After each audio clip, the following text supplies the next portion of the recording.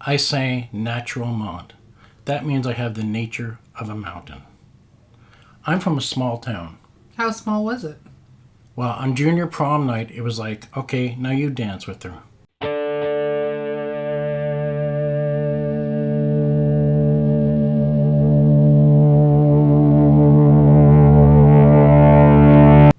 Welcome to Bull Shark.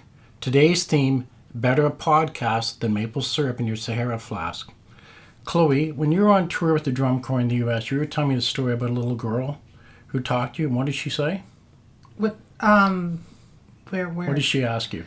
Well, we were touring, and we ended up in Atlanta, which is where the big competition was in that year. And she asked me if I was the only black girl in the corps, and I said yes. And she said to me, "Do they make fun of you?" And I thought that was really just very telling about the southern United States. And do you remember what your brother told us about his friend teaching in the States? Do you remember that story? No, I don't. Well, Lou had a friend who went to teach in the States, and the first time one kid pulled a knife on another kid, she called security, and security came. The next time it happened, security didn't show up. The problem was they only came the first time because they wanted to see what a Canadian black person looked like. So the thing about it is that it's easy to think we're better than the U.S. With racism, land claim crimes, internment camps, are we better? The problem as I see it is affectation. We think we're above looking down. To me, fake liberalism is a specialty of ex-hippies and overwrought academics. The worst thing is they think their biases are insights.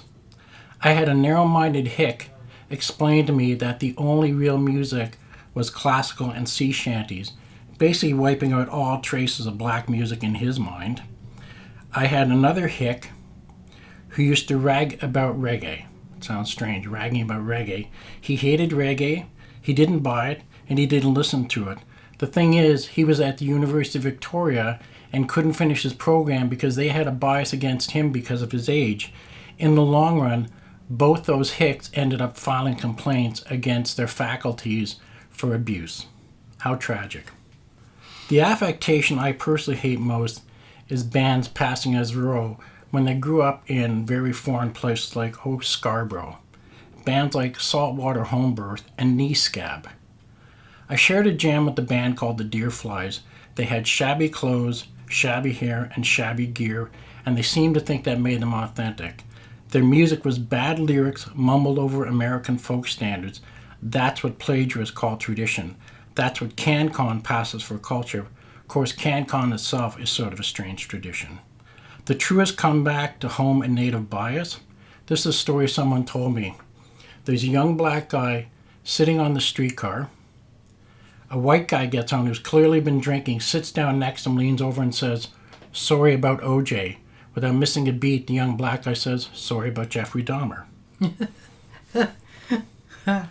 For me, the best thing about Canada is who's Canadian.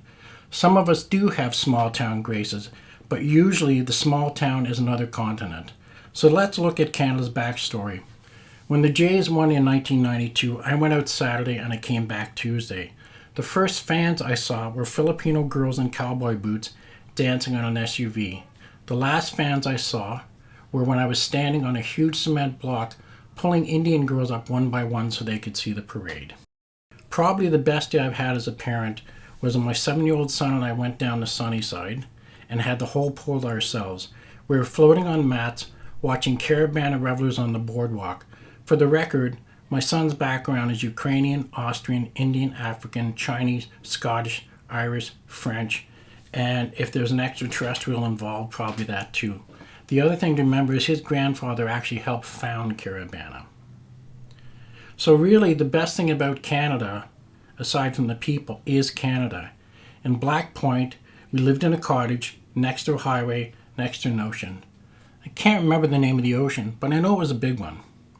There were 5 boys sleeping in an unfinished attic. We had a well, we had a pump. We fell asleep to a foghorn and ocean spray on wood shingles. I still miss it. It's where I learned to invent.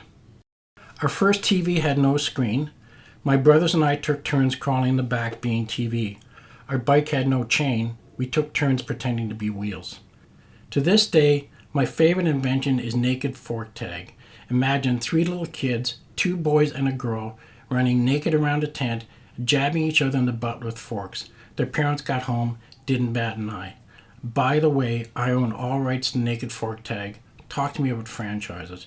Franchisees must provide their own tents. The warranty is not valid in bouncy castles with blow-up dolls on water beds and hot air balloons, because love is never having to say, "Oh, Shirley." You have eaten the cricket, now you have twice the voice.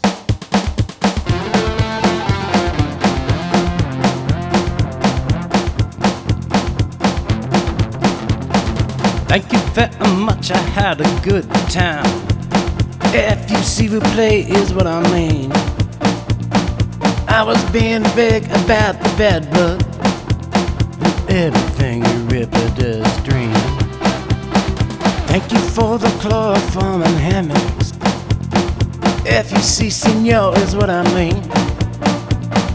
I was fake and tall and dark and handsome, styling just to hear out Jimmy Dean. Fingers talk their crazy talk, loving us take a little long walk up and down my skin. Lips and eyes and fingers trail, the train of my heart is the road to hell. Can't we talk about it for a minute? Talk about it.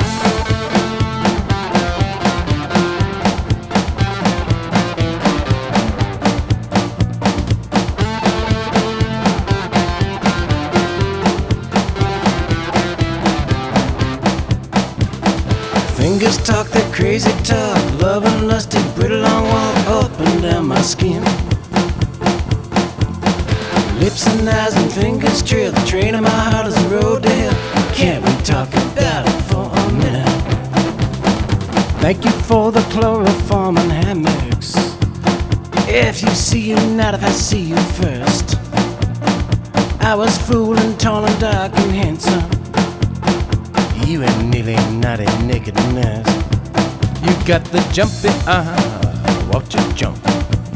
You got the twitchy leg, watch you twitch. You got the stutter tongue, give us a kiss. Winking and a waltzing and a singing out of pitch now. Oh yeah, oh yeah, oh yeah, oh yeah.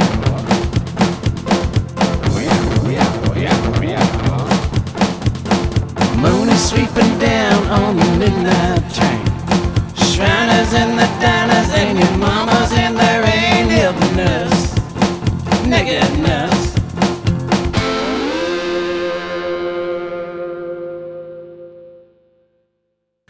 Now we get to the very backstory. When I returned to Halifax, I found a segregated city. The first time I saw black people was at the Commons, a public pool. I was 7 years old and I thought they were beautiful.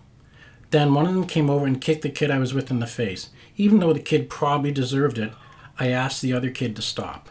When he didn't, I told him to stop. When he didn't stop again, I got up and knocked his front teeth out. Then beautiful black people chased us all the way home. Years later, I was at a christening, and I thought I'd help the Asian ladies in the kitchen. I walked in, they stopped talking, glared at me till I left. A little while later, I was on the subway, and I saw an Indian man reading a book about Dr. King. I asked him what he thought of it. He turned and waved his finger in my face and said, "This is none of your business." My first instinct, as always, was to get mad. And then I thought back a little. When Chloe and I first got married, we only had a shower, we didn't have a tub. I went to a conference in Ottawa, and everybody was mad at me because I wouldn't go to the bars. That's because I spent every night sitting in a hotel bathtub reading the same book as the Indian guy. That book was important to me. It taught me the campaign against King and his life, but it also taught me about the campaign since and how much we're not told about him. We get safe snippets in safe zones at safe times.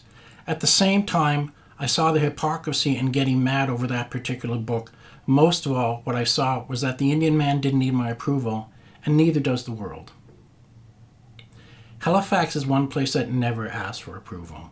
There, bootleggers were an institution, like grocery stores, like fish and chips and brown paper. It was $2 to feed 8 Friday night Catholics. I lived with my birth mother in a rough area, drunk sailors in doorways saying, "Come here, kid, come here." She'd put us to bed, I'd climb out the window, run the street with the local street gang till all hours. I'd get home at 1 o'clock in the morning, 2 o'clock in the morning. My sisters would be on the porch talking to boys. No one ever asked where I was. At one point, the gang was going swimming and told me I couldn't come because I had to go and steal bathing suits first. A few years ago, I visited a friend from Cape Breton in Toronto. His table was full of bottles. I asked him what was in them. He gleefully told me that some people from down home built stills on their high-rise balconies. He was making labels on his computer. Later, he told me a story about flying by helicopter to a Nova Scotia barbecue. Going home that night, they were so drunk they had to fly low enough to read the road signs. Because, he told me with a straight face, there is no air route back to the hotel. Un, je, cours, noir.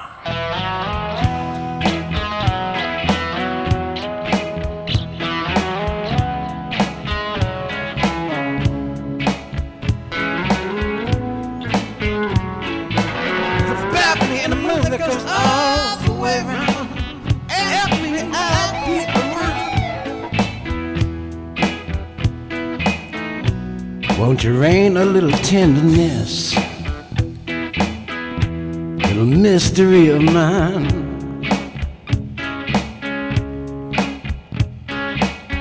It ain't intelligent, hell-bent and blind. Hey baby, my baby ain't nothing but the world outside. I'm a hammer falling 7 times, and I'm thinking about a brush with the light. It ain't respectable to hold on so tight.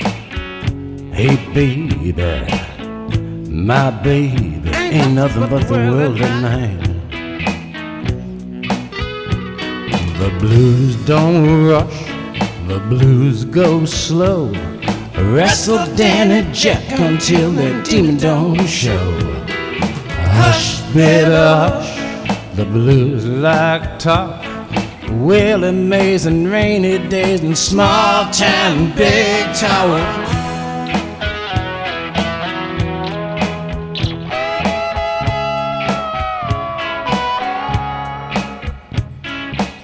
You ain't but everywhere in these dark lines I trace.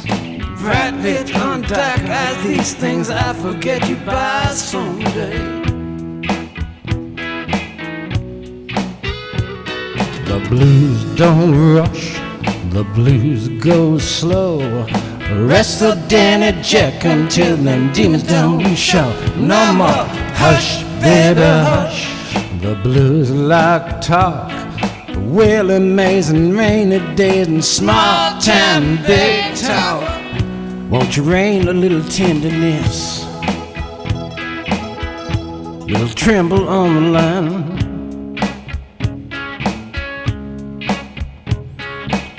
You ain't invisible, you just hard to find. Hey baby, my baby ain't nothing but the world won't try. I'm a hammer falling heaven's eye, and I'm singing like a thrush in the night. It ain't this lexicon of things we said twice. Hey baby, my baby ain't nothing but to set your world right. Hey baby, my baby ain't nothing but your world tonight. Hey baby, my baby, you hold tight.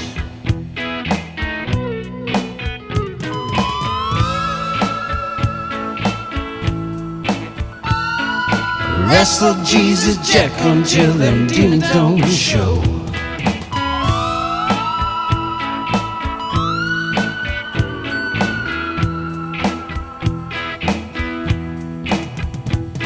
Hush, baby, hush, baby, hush, baby, hush.